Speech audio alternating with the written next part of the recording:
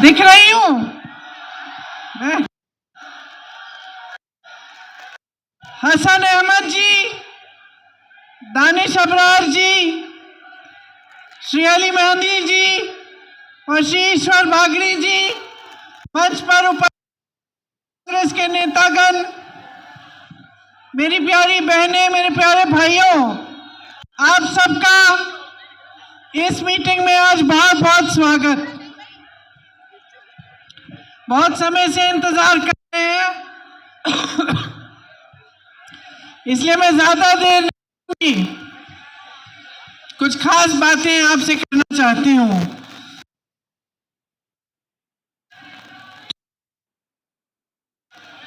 और चुनाव के समय आप सब जानते हैं कि किस तरह से आपके सामने सब नेता आते हैं, प्रचार करते हैं, अपनी बात रखते हैं कि नहीं? मेरी बहनें भी बैठी हुई हैं खूब सारी। तो इस समय सबसे जरूरी बात क्या होती है? आपके मन में कौन सी बात होनी चाहिए? आप सब नेताओं की बातें सुनते हैं, उनका प्रचार सुनते हैं, आप तो बहुत समझदार हैं, जान जाते हैं कि कौन सच बोल रहा है, कौन झूठ बोल रहा है, कौन बड़ी बड़ी बातें कर रहा है, कौन सच्चाई की बात कर रहा है, कौन आपकी समस्याओं को समझ रहा है, कौन समझ नहीं पा रहा है। ये सब बातें लगभग आप समझ लेते हैं। मैं यहाँ इसलिए आई हूँ क्योंकि मैं आपको ये कहना चाहती हूँ कि चुनाव को हल्के में मत लीजिए। ये चुनाव जो होता है बहुत ही ज्यादा महत्वपूर्ण होता है। किसके लिए?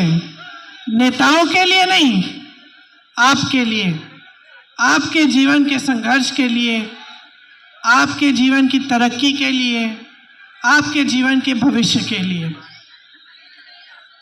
देखिए, सरकार होती किस लिए है? इस देश की खासियत यह है कि यह देश लोकतंत्र है। खासियत यह है कि हमारे देश में जो संविधान बना वो सबके लिए बना। तो जो सरकार होती है उसे समान दृष्टि से सबको पहचानना चाहिए। हमारा संविधान कहता है कि सबके अधिकार समान है। इसका मतलब है कि यहाँ बैठी मेरी बहनें, यहाँ बैठे मेरे भाई, आपके जो अधिकार है वो हमारे अधिकारों से अलग नहीं है। हमारे संविधान ने आपको वोट दिया, वोट की शक्ति दी। ये वोट की शक्ति क्या है? ये वो अधिकार है जो आपके पास भी है, प्रधानमंत्री के पास भी है, इन नेताओं के पास भी है। सबका समान अधिकार है। इस वोट से आप अपनी सरकार को चुनते हैं। अपने संविधान को या तो आप मजबूत बनाएंगे, अपने देश को मजबूत बनाएंगे, या फिर उसको कमजोर करेंगे। आपका वोट अगर ये नहीं पहचान पाएगा कोई इस देश को बनाने वाले कौन हैं और बिगाड़ने वाले कौन हैं, तो आप इस वोट के जरिए इस देश का नुकसान भी कर सकते हैं। इसीलिए आपको बहुत संजीदगी से सोचना पड़ेगा, समझना पड़ेगा कि चुनाव के समय आपके निर्णय का क्या महत्व है।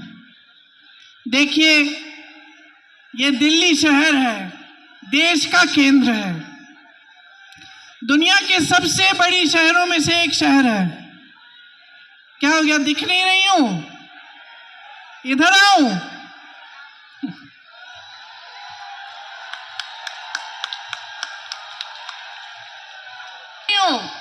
अब दिख रही हूं?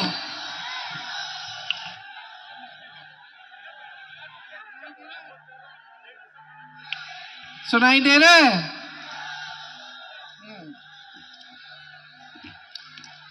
तो मैं कह रही थी कि ये जो हमारा शहर है ये दुनिया में से सबसे बड़ी शहरों में गिना जाता है। समझे आप?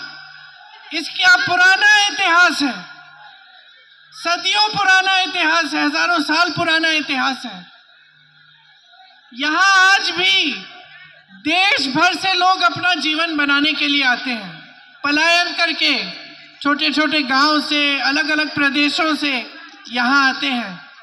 उनकी सोच ये होती है कि हम दिल्ली जाएंगे, अपना जीवन बनाएंगे, भविष्य को मजबूत करेंगे। यहाँ आकर मुश्किल से मुश्किल परिस्थितियों का सामना करना पड़ता है, संघर्ष होता है। गांव छोड़ के आते हैं, यहाँ रहते हैं, परिवार गांव में होता है, छोटे छोटे कमरों में 4-5 लोग इकट्ठे रहते हैं, संघर्ष करते हैं, कहीं नौकरी ढूंढते हैं। जब अपना परिवार ला पाते हैं, परिवार को भी ले आते हैं, परिवार के अन्य सदस्य नौकरी करते हैं और इस तरह से अपना गुजारा करके अपने बच्चों का भविष्य मजबूत बनाने की कोशिश करते हैं। यहाँ मेरी बहनें बैठी हैं, ये नहीं है कि घर पे बैठती हैं। अगर इस शहर में महिला रहती है तो कहीं ना कहीं वो भी काम कर रही है, किसी के घर में काम कर रही होगी या जॉब कर रही होगी यहाँ, या अपनी मेहनत, अपना हुनर कहीं और दिखाकर कमाई करती होगी। तो आज जो परिस्थितियां हैं वो ये है कि हर परिवार में एक नहीं 2-3 सदस्य काम करते हैं। आप मेरी बहनें जब जॉब करने जाती हैं या किसी के घर में काम करती हैं, किसी ऑफिस में काम करती हैं, फिर घर आके मेहनत करती हैं, फिर भी आपको घर आके अपने बच्चों को संभालना पड़ता है। उन किसने खाना खाया नहीं खाया, कौन बीमार है, किसने पढ़ाई की नहीं की, तो आपकी तो दुगनी मेहनत है। और आज सबसे बड़ी समस्या क्या है?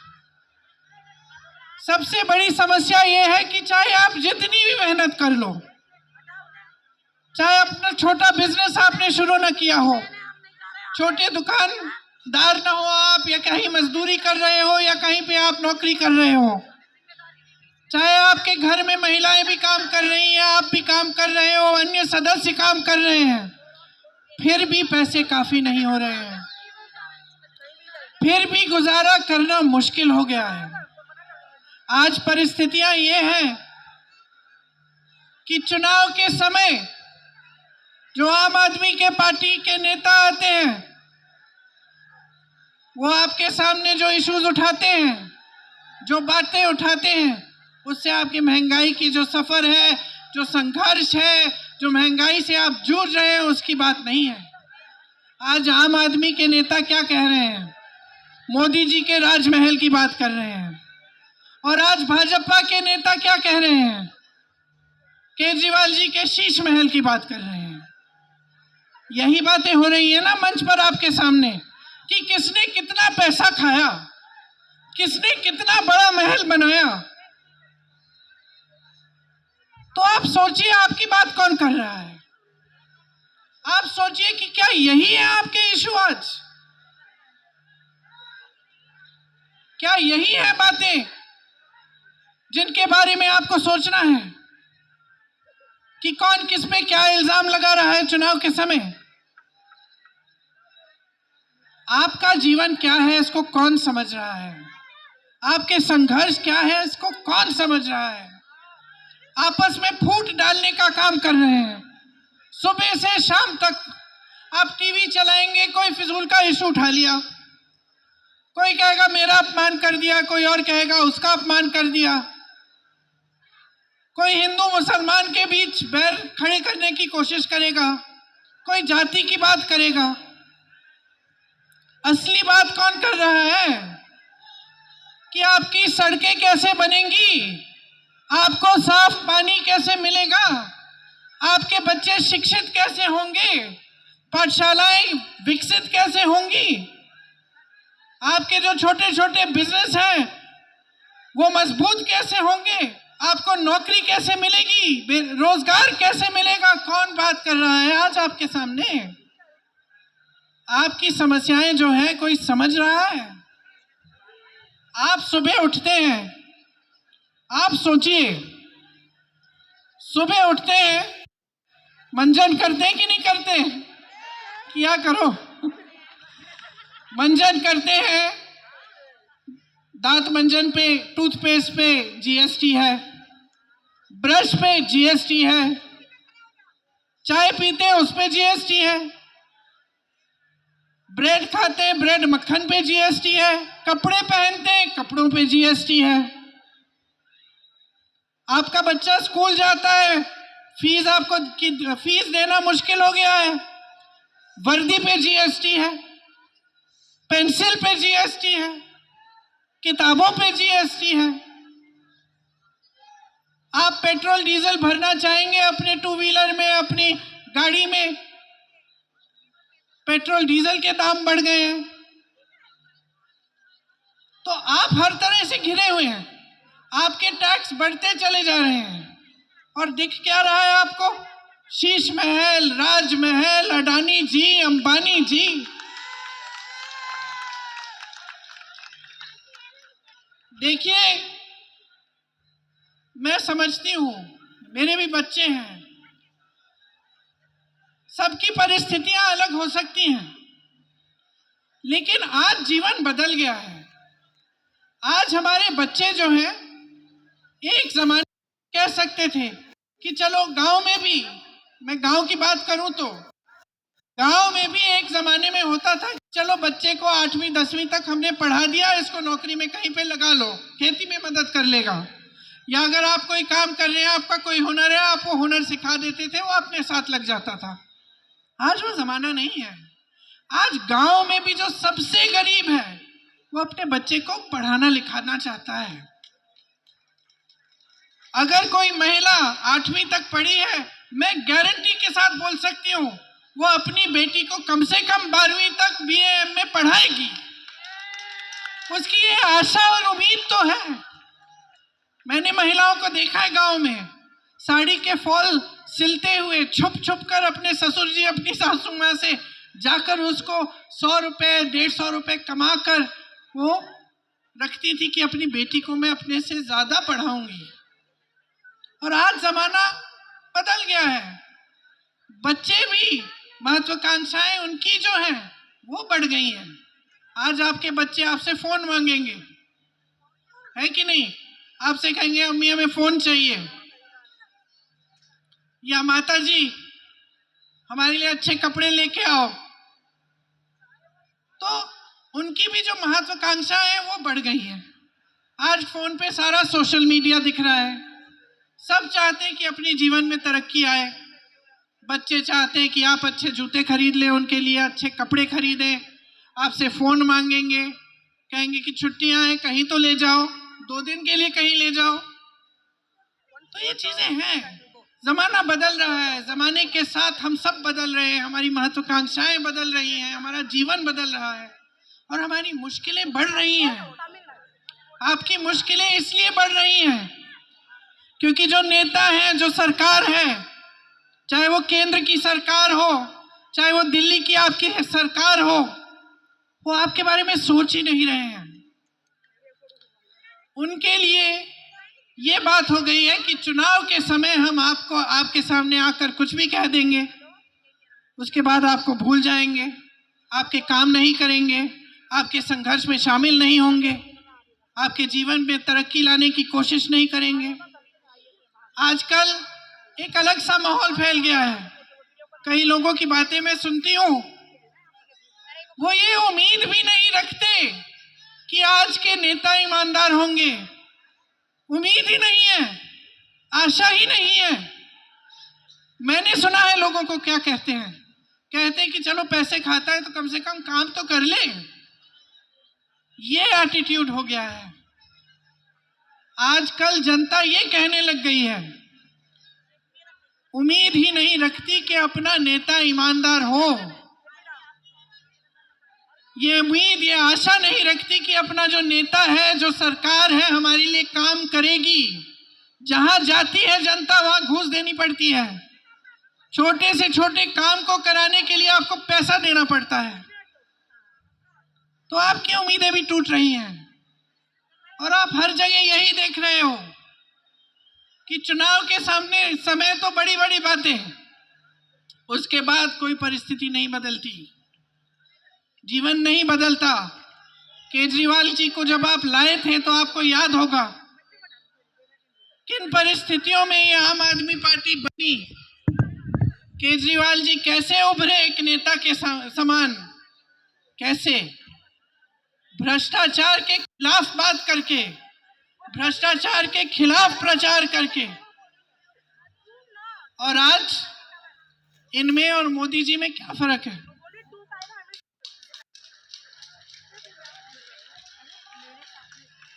कहीं शीश महल, कहीं राजमहल। मोदी जी कहते हैं कि नेहरू जी की वजह से सब गलत हो रहा है, अपनी खुद कोई जिम्मेदारी नहीं लेते, अपनी बात कभी नहीं कहते कि 10 सालों में मैंने क्या किया। कहते हैं कि वो फलाने कांग्रेस की सरकार में ऐसा हुआ इसलिए ये हो।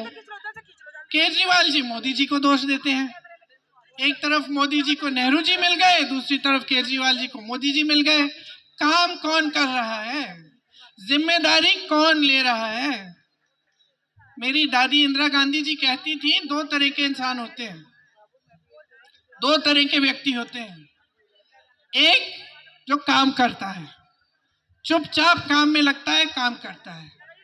दूसरा जो बहाने बनाता है और किसी और के काम का श्रेय लेता है।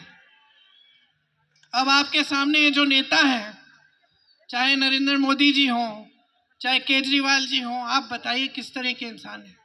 पहले कि दूसरे? दूसरे जिम्मेदारी नहीं लेते, इनको नेता कहते हैं आप।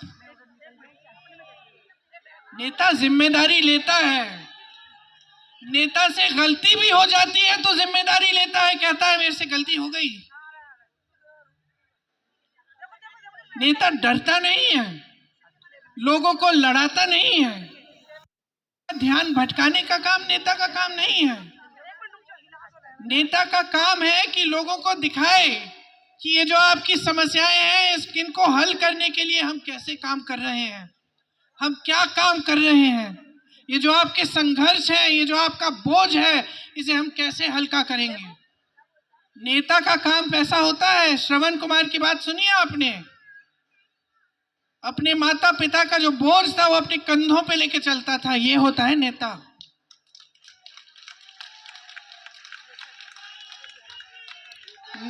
नेता वो होता है जो एकदम निडर होके, निर्भय होके सच बोलता है, वो नेता होता है। आपने राहुल गांधी को देखा है, वो नेता है।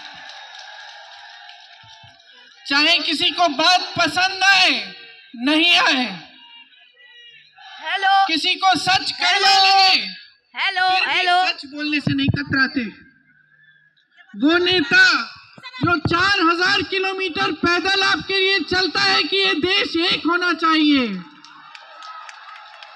वो नेता है। ये तो कायर है, ये तो कायर है, दोनों समान हैं, भ्रष्ट हैं, कायर हैं। ये पहले अपने लिए करेंगे, उसके बाद जनता के बारे में सोचेंगे। यही इनकी परंपरा रही है। अगर भाजपा की आप पूरी राजनीति देखेंगे तो शुरू से अंत तक फूट फैलाने की राजनीति है। यहां दिल्ली में देखिए, यहां शीला दीक्षित जी थी, वो नेता थी। कितना काम किया उन्होंने, और आज उनकी दिल्ली को देखिए, हवा को देखिए। आपके छोटे छोटे बच्चे नेबुलाइजर ले रहे हैं, सांस नहीं ले पा रहे हैं। प्रदूषण इतना है और इनकी तू में कुछ नहीं है। यहाँ सड़कें नहीं बनी है ठीक ढंग से, पानी नहीं मिल रहा है आपको, महंगाई से आप जूझ रहे हैं, हर जगह बेरोजगारी ही बेरोजगारी, और आपको कोई पूछ रहा है?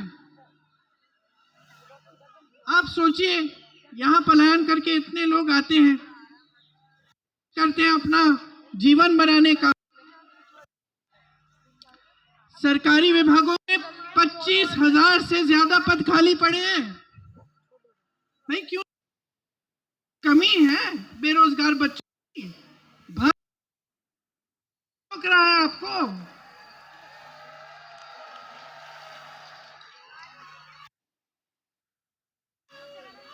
केंद्र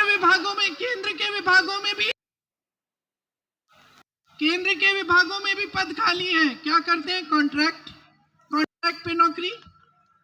किस लिए?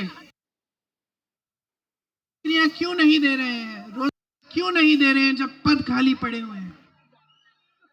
जोमैटो, स्विगी, डिलीवरी, ओला में जो जो काम करता है उसके लिए क्या सुविधाएं हैं, क्या सुरक्षा है उनकी?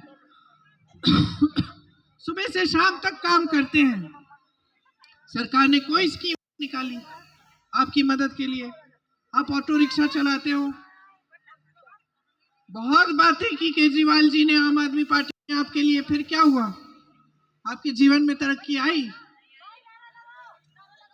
क्या आप अपने बच्चों का भविष्य मजबूत बना पाए हो?